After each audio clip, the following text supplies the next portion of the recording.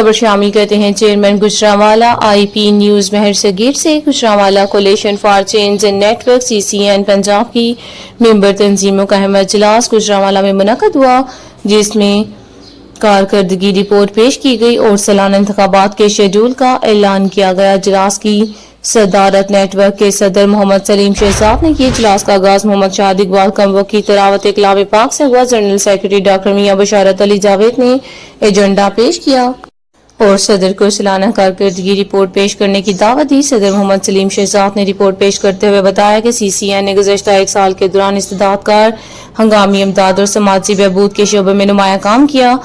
ممبر NGOs کے لیے 2 capacity building programmes منعقد کیے۔ پہلے پروگرام میں 27 تنظیموں کو رپورٹ رائٹنگ اور ریکارڈ کیمپنگ کی تربیت دی گئی۔ دوسرے پروگرام میں چیریٹی کمیشن میں رجسٹریشن کے طریقہ کار پر سیشن ہوا اور خوشحالی بینک کی ٹیم نے بینک اکاؤنٹ کھلوانے کے لیے درکار دستاویز پر بریفنگ دی۔ سیلاب متاثرین کی بحالی، گاؤں کوٹ بیلا وزیر آباد میں سیلاب زدگان کے لیے راشن اور کھانے کا کیمپ لگایا گیا۔